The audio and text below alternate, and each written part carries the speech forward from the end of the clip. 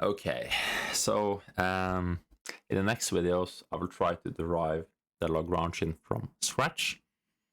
Why use Lagrangian? Now, if you should have, of course, but from Newtonian mechanics, these types of problems, these classical ones like a block on a wedge. So here's our block, it's on a wedge, and of course the forces is just the force of gravity, force of normal, and force of friction. And also we have the classical problem of a pendulum. There's some angle there, theta, and we have the force of gravity there, and now we have the force of tension. Now these problems are very easy to solve with Newtonian mechanics. We just write up the forces and use second law, and then we can determine the motion of both of these systems pretty easily. But let's say we had, for example, a wire like this, and we have a bead on the wire, and the beads could move alongside this wire from this starting point to this end point. Or you have a surface in 3 dimensions, so it's a hill here, and you have a particle moving on that hill like this. Or you could have the most classical problem of them all.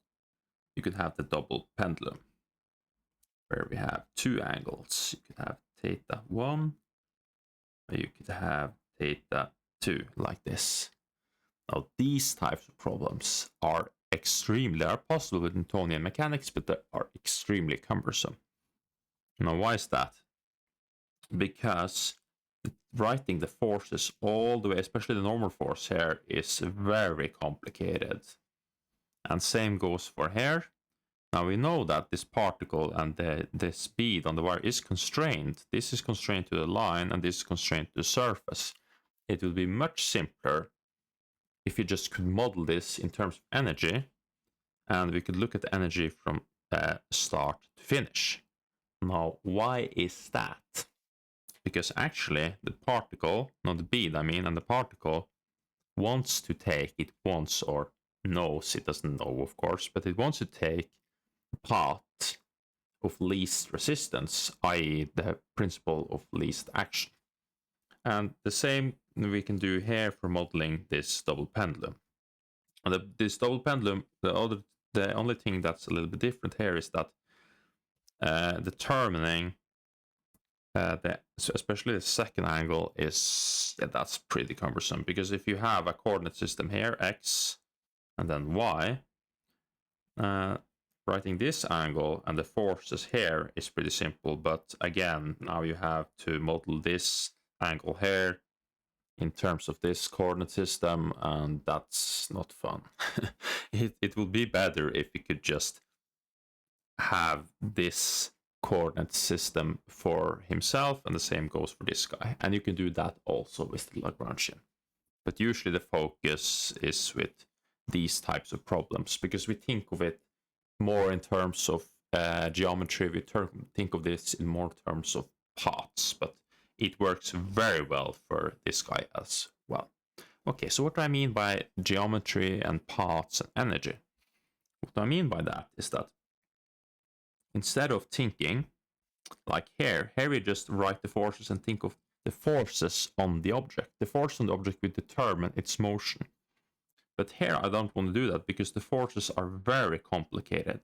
I just want to know what is the simplest path this bead can take. Same goes with this particle. What is the simplest path it can take?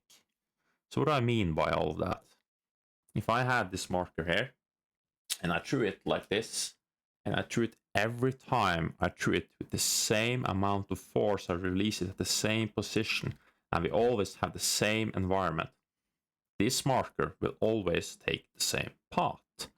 And how does it know that? It doesn't, of course, know that. It's just that it will actually take the path of least resistance. So what is the idea of that? for my part, conceptually, it's just that nature is lazy, which you usually observe.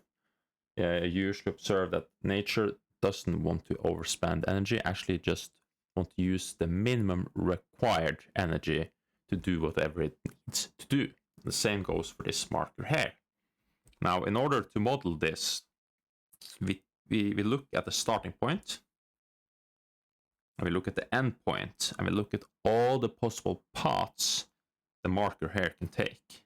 So, for example, I could have this path, I could have this path, I could have this path, I could have this path, etc.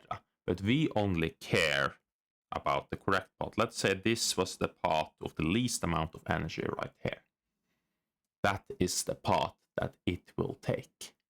All right, so how can we model this? Now you can see also that this is more of a geometric problem. Also, this is called the principle of least action, because when we model it, we model the action, and the least action is the shortest path in terms of energy. And to do that, before we go on to Lagrangian, we need a tool, because whenever you hear maxima or minima, like in this case, i.e. finding stationary points, we are not looking at stationary points. We're looking at finding the maximum minima, but not of a point, but instead of a line. So what am I saying? I'm trying to say that instead of, like in Calc 1, you have, that was a very bad line. So here the derivative will be 0, and here the derivative will be 0. This will be the minima, of course, and this will be the maxima, right? But those are points. We now need to find the maximum minima for the line, i.e. which line is the shortest or the biggest. So then we need a new mathematical tool, and this tool, in order to find the maximum minima for a line, is called calculus of variations. Okay, so that's the problem that we're going to tackle in this video. In the next video, I try to do the Lagrangian from scratch instead. Okay, let's model this in terms of physics. Okay, and let's start here. We can start this with a simple example. Instead of going on with the energy, let's just have one simple coordinate system. And in this simple coordinate system, we're just trying to find the shortest path between 2 points. Just that, nothing more. Okay, so this is x2, and this is y2, like this. And we have all of these paths like we had earlier, and we're trying to find the shortest one. And the shortest one is pretty easy. The shortest one is, of course, here, since we have no requirements in terms of energy, etc. The shortest path in this coordinate system is just a straight line. Now, we want to model this because we want to generalize the problem. And to model this, we can just say that one piece of a line is just ds. So if you zoomed in and just took one piece out, that will be ds.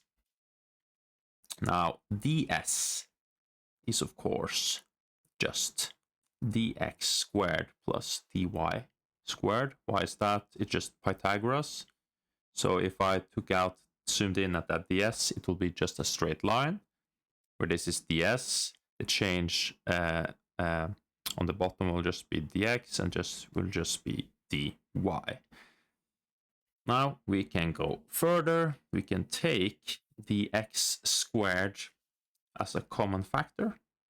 We do that, we end up with 1, and we have to compensate for the x squared. Then we get the y squared, and then the x squared underneath. And if we have that, that's of course just y derivative of x squared.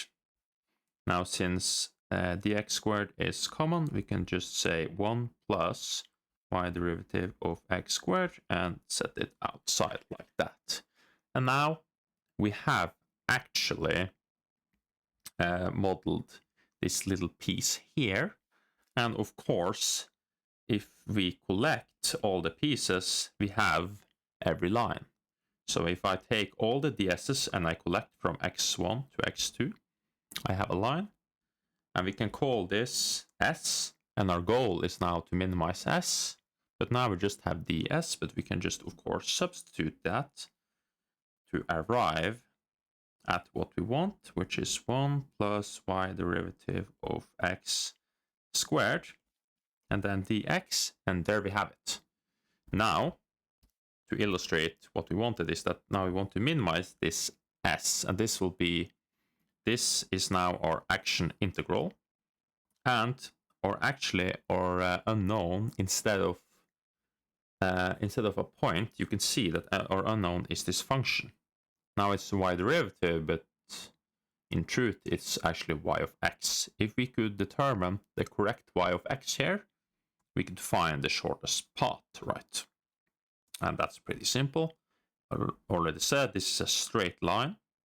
It's linear, as you can see. And of course, in order for me to get from here, from the first point to the second point, it can't be 0. That makes no sense. So of course, it just is ax plus b. I do the derivative, and it's just a is just what's left. So we just have the steepness from here to here, and that of course is the minimization of this integral here, and that's what we want. Perfect. So that was just to illustrate of what we want to do, but now I want to, of course, generalize this even more. Okay. So now let's start deriving the Euler-Lagrange equation. Okay, so to generalize the last example, we actually have an integral from x1 to x2, but this integral is now a function, because this whole thing here is just a function, and we have a function where the parameters is y of x, y derivative of x, and of course x itself, dx.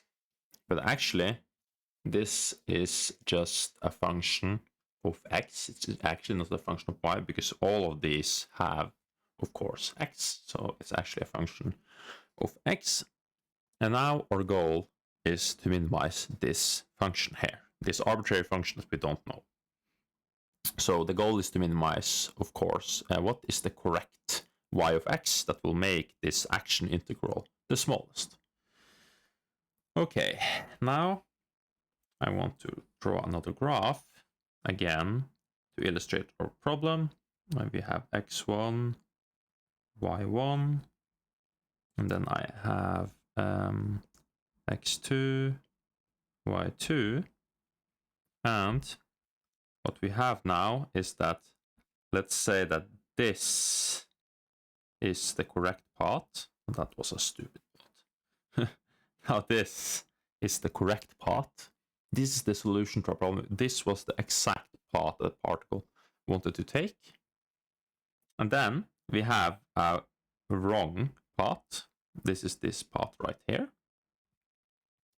This is not the correct path. And we can model both. So let's say that the correct path, y of x, the answer, is this, or y is, that was a little bit stupid. We could say that the correct path, y, is equal to y of x, and the wrong path is big Y. That's equal to the correct path, y of x, and that's plus eta of x. Now eta of x is pretty simple. It just means it's just an error function. It can, so this function, this error function can be anything. It doesn't matter. It's just the error function. Maybe it corresponds to a higher error here, and it's a higher error here compared to here. But we don't know why. It's just an arbitrary error function. It could have sine in it. It could have cosine in it. It doesn't matter. It's just an error function, right? And we know if we manage somehow to minimize this guy, we would have the correct solution. And the only way, the only requirement for this error function is that, of course, it has to be bigger than than our original function, because we want to minimize so it ends up with this guy. But the requirement I am thinking about is this. The one big requirement for the eta function is that it has to start and end at the same place. That is the big requirement. It can be any type of function, but you see it has to start here and here. And that means, of course, that if it starts in the same point and it represents the amount of error, the error itself is 0 at the start and ending point. So we have that both of these are equal to 0. We need that later, but that is what we need to. That is actually the only requirement. I would say that the requirement also is to be, it has to be bigger as well. But the big requirement is that. And also having blue there makes no sense. We can have green. That's not part of the function. We're just to represent the amount of error. Okay. The only problem now is that we don't have control over the error function. Again, it could be any type of function. If it was some type of sine function, of course, it will make sense that with every hill, maybe it would go in sync, and it would make some error, and then more error, and then maybe it will cross our original function. I don't know. It could, like I said, it could be any function as long as it satisfies our requirement. So it's hard to have some control over that error function. And since we're doing physics and not maths, we can, of course, just do some pretty good simplification. And that simplification is that instead of just that y of x is equal to that, big Y of x, we could say that big Y of x is equal to y of x plus, and to be a little bit precise, I can, of course, say y of x here. That big Y of x is equal to y of x plus some constant, because again, this could be any function. I could just have some constant in front. That's all right. And that is alpha. And we take alpha and multiply it by eta of x. Now, why do that? Because now we have control. It's like turning a volume up and down, because if I increase eta, I mean alpha in this case, the function will be the exact same shape, but if I increase it, it's like increasing a volume, so it just will be bigger. But that also means, of course, the smaller I make it, the closer I will get to the original function. And this is independent of the eta function, and that is what we actually want, because now I know the problem, how to solve a problem. I only need to make this guy go to 0. If this guy goes to 0, we have actually solved the problem, right? Okay, so this solves the problem, because now we actually have that s is a function of alpha, right? We will get a solution at s of alpha, which is just equal to the integral now. And now our function is a function of course, it's big capital Y. And then we have y derivative. Of course, this is a y of x, just write y. And then, of course, x as well. And then dx from x1 to x2. And what we want is that this guy, the smallest possible, or the stationary points, is, of course, like we said, we want to find the correct line. And again, it's the same as the calc 1. And that is, as you can see here, when alpha is equal to 0. So we have to find where is this integral equal to 0, or we have to not find, but we have to prove that this integral is equal to 0 when alpha is equal to 0. Or no, that's not correct. We have to show that when the derivative, of course, because we want to find the station, the derivative of this guy is equal to 0, like calc 1, and that is when alpha is equal to 0. So we want, actually, I could to be more precise, because now I was a little bit stupid. This is our function.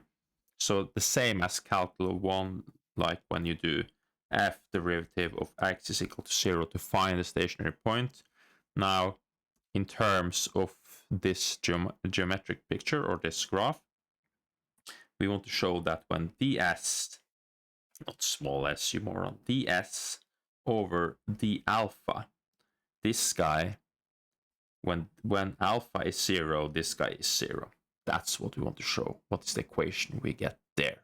All right, what will be, of course, how can we represent the shortest path taken? The same way we find the stationary points here, we now want to find the stationary lines here. Perfect. Okay. So ds, the alpha, and of course we can do it like this. So ds, the alpha, when I'm not going to write, you do understand that when alpha is equal to 0 is equal to the integral.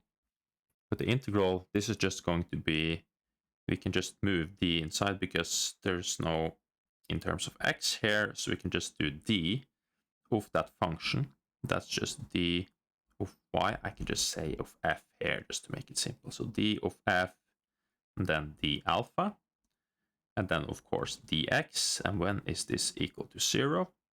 Now df, you have to use the chain rule because we have to open it up. It has y, it has y derivative, and x, of course. And we have to, in terms of alpha. And this is, of course, just partial derivative. So I do ds, and of course, I shouldn't have d here. We can just, because there's x there as well. Wouldn't make any sense to have d, we need partial. So we need, of course, to have partial of f and partial alpha, and then I have partial of f and then partial alpha. My partials looks more and more like 2, but who cares? Okay. So then we have to do partial in terms of course, in terms of f, and then we have to do in terms of y, right? And then, of course, we have to open up y, so I have to do partial of y, and then I have to, what's just left in, of course, capital Y is alpha, so it's just going to be alpha. And I have to do the same thing for y derivative. I do partial of or function f in terms of the derivative of y, and now I multiply that by the partial of the derivative of y, and I have to do that with respect to alpha. Now x doesn't have, it's not a function, just a variable. There's no alpha here, so it goes away. And we can write that pretty easily because remember, y itself, like we had earlier, is y of x plus alpha eta x, and y derivative is of course just y derivative of x plus, if you do derivative in terms of x, this alpha will just stay like it's a times bx, no, a times x, I mean, of course, and this will just be, of course, the derivative of this guy. Cool. Okay. So if we use those two there, we can see pretty simple. If I just move this guy there, we can see that, oh, that was not good. We could see that this stupid arrow here, this will just be, say, partial f, partial y, right? So just, that will just be partial f, partial y. So we get partial f, partial y, and then partial y in terms of alpha. That's just, of course, eta. And then we have partial f, partial y derivative. So partial f and then partial y derivative. And then we have partial y derivative with respect to alpha. With respect to alpha, it's the same thing again, but now just the derivative of eta. Awesome. Okay. Now, the integral itself now is just that ds over d alpha with if we set alpha is equal to 0, I will not, it's so annoying to have it, so you know it's alpha is equal to 0. It's x1, x2, and now it's just, we can do a parenthesis here. We have partial f, partial capital Y, eta plus partial f, and then we have partial y derivative, and then we of course have eta derivative as well, and then dx, I forgot x2 there. And we want all of this is equal to 0. Perfect. Okay. Let's see. So now in order to solve this, we want integration by parts. Okay. So what I want to look at is this term here. This guy, I can't do any integration by parts. That makes sense here. There's no derivative of this guy, to be honest. But this guy here makes more sense. So I will call this guy, I will call this G, and I will call this capital F. I do that because I often substitute with U, so du, dv, will sometimes just get so messy, so I just got used to G and F. And that means, do I want that actually? Or do I want it the other way? If this guy is G, I end up integrating him. Yeah, that makes sense. Yeah. Okay, so if this guy is G, or dg, I want to, of course, that was not good. I want to say that this guy is dg dx, like that, and this is f. So if that guy is dg dx, so I have dg dx is equal to eta derivative. That means that if we integrate eta in terms of x, eta will just be eta, or the derivative of eta will just be eta, of course. Then we have f, and f is just equal to partial f over partial capital Y derivative. And then, of course, we just that f derivative is just equal to d over dx over partial of f in terms with respect to y derivative, like that. Cool. Now we can write all of this, so we can say that this guy right here, we can split that integral into two parts. So this integral can be into this part and this part, and we want to focus on this part with this part. So to make that clear, I can just say it like, whoops, we could say this part right here. And I could do it like this.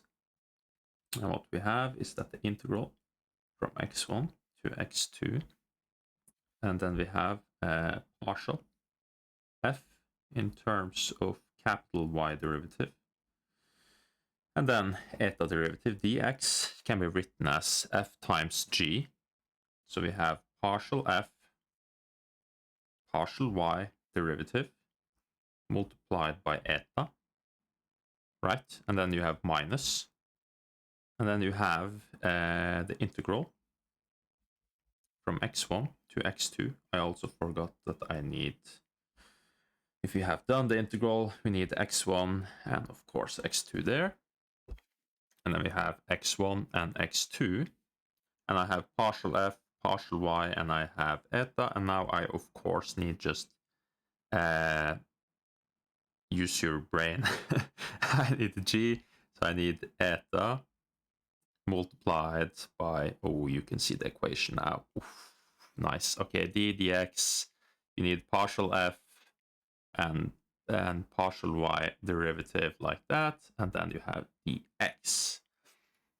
And now you may think, yeah, what was the point of all of this nonsense? It's not nonsense because we have eta here. And if you remember, we have one special requirement. x1 is equal to eta of x2, which is equal to 0.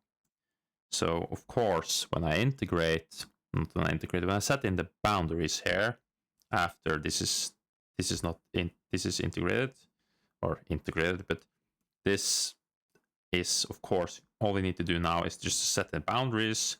X2 goes in eta and x1 goes in eta. So both of the terms, we don't need to care about this at all, will be 0. So this guy goes away, and we just end up with that guy over there, which means that we can rewrite this part of the integral. Okay, that means that ds, d capital S over d alpha is equal to the integral from x1 to x2, right? And we have the first term, and the first term is just partial f, partial y, eta. The first term is just partial f, and then partial y, and then eta. And then the next term now, as you can see, is just this minus term here. Then we have minus, and then we have, of course, eta there. Maybe I keep it at the back. Yeah, I could take it as a common factor. Yeah, that of course makes much more sense. And then we have eta there, and I want minus there, and I want, of course, the d over dx and partial f, partial y derivative, partial f. Now it starts to look pretty good. Y derivative, and we had eta there, and should be all right. Yes, it does. Dx, and now we also have one special thing. We stated when that this is equal to 0, and our idea is that is equal to 0 when alpha is equal to 0. So when alpha is approaching 0, what happens to our error function, or you could say our incorrect line, is that when alpha reaches 0 or approaches 0, we actually get just y of x. And that's amazing, because look at our integral here. Now, when alpha approaches 0, we have that ds over, not dx, you moral, d alpha, is now x1, x2, eta, and of course, when alpha approaches 0, or y will approach, of course, y, the correct solution. Perfect, or the correct line, as we want. So instead of capital Y now, we have, of course, just the correct one. This y here, minus d over dx, and we have partial f over partial y derivative, because that was true for the derivative as well. And now we just have dx outside, and all of this is equal to 0. Now, since all of this is equal to 0, we have something special here. It means that either this guy is 0, or this whole equation right here is 0. Okay, so since one of these are 0, we actually have arrived at our equation. And the fundamental lemma of calculus says that if we have that this guy, what I'm trying to say, if we have x1, x2, we have, let's say we'd have g of x times f of x dx, and g of x is, or g of x1, like our eta function, of x2, if this is 0, like in the boundaries, it means actually that f of x has to be 0 all the way along. So it's actually f of x that's 0, not g of x, because we have to determine which of these two, because we multiply by these two terms, right, which one is 0. And you can also think about it, right? This guy was our error function. It would make no sense that the error function was 0. If the error function was 0, we would have the correct solution all the way along, right? If the error function was 0, like in this image, we would just had 2 of the same function. That would make no sense. So the error function isn't 0. I've seen some proof. I think this is in the Feynman lectures as well, that you can think of this. I don't know if this is correct, but I just try it. If we instead had that, let's say the eta function was 0 all the way along, and just you have a sudden spike like this. So the eta function was 0 except one place, and it can't, and we have to have that this equation right here, it has to turn out to be 0. And if our eta function was 0 all the way except for one place, since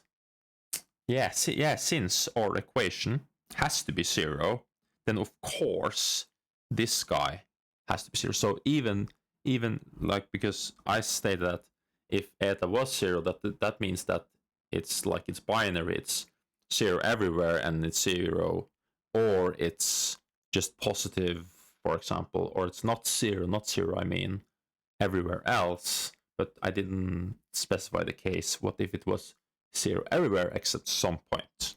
But if that was the case, that it was 0 everywhere except some point, then, but we have, of course, that this has to be also, what I mean is the multiplication of these two terms has to be 0, which means that if it was 0 all the way except some point, of course, then f of x has to be 0 at that point, because then we know now that eta isn't 0. And that means, of course, that f of x has to be 0 all the way along. Yes. I don't know if that's exactly what Feynman said. I didn't read it too thoroughly. So, but now we actually, this is the Euler-Lagrange equation. Now we can write this out, and we actually have that partial f, and we can just substitute. If I move it on one side, I have partial f over partial y is equal to d over dx of partial f and partial y derivative. And that is the Euler-Lagrange equation. I'm pretty sure of that. Let's see if I'm correct. Yes, I'm very correct. Okay.